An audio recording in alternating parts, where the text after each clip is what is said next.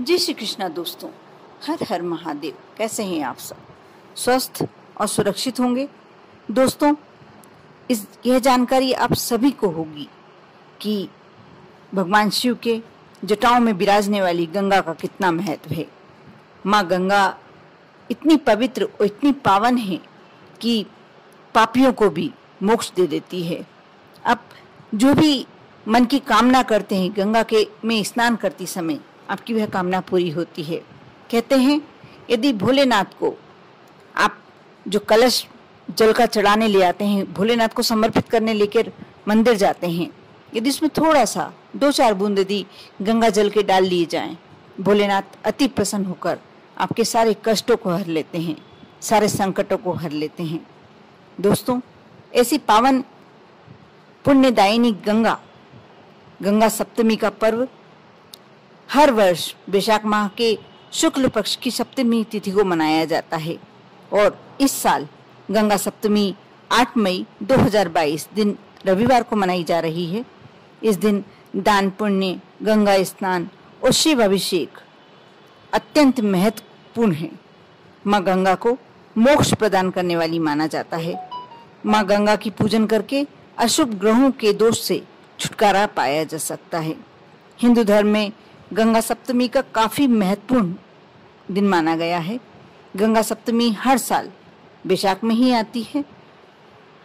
दोस्तों, जन्म से लेकर मृत्यु तक हर शुभ कार्य में और जो भी हमारे जीवन के कार्य होते हैं उसमें गंगा जल का उपयोग किया जाता है। माँ गंगा को मोक्ष प्रदान करने वाली माना जाता है। तो मैं पहले भी बता चुकी हूँ, सप्तमी के दिन दान पुण्य भी किया जाता है। इसके अलावा धार्मिक मान्यताओं के अनुसार इस दिन माँ गंगा की पूजन अर्चन की जाए तो अशुभ ग्रहों के प्रभाव से छुटकारा भी मिलता है।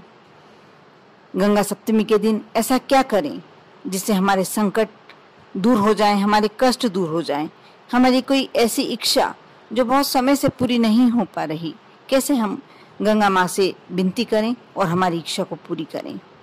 गंगा सप्तमी के दिन दान पुण्य तो करना ही चाहिए।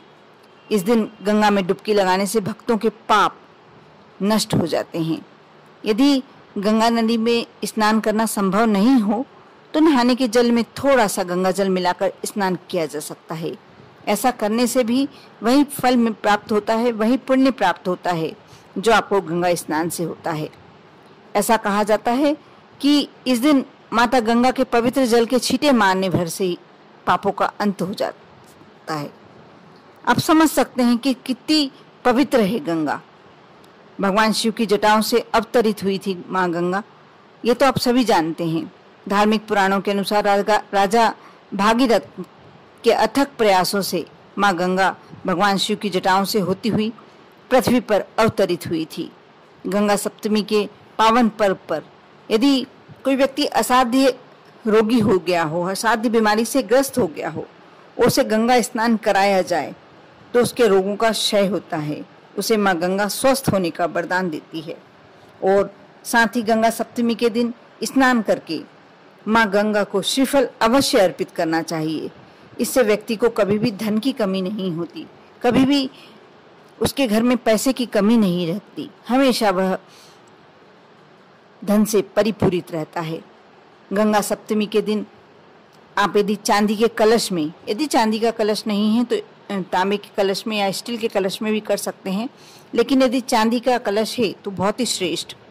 गंगा जल ले लें और इस कलश में 5 बेलपत्र डालकर इस जल से ओम नमः शिवाय या श्री शिवाय नमस्तुभ्यं मंत्र का जाप करते हुए भगवान शिव का अभिषेक करें, इस जल को समर्पित करें।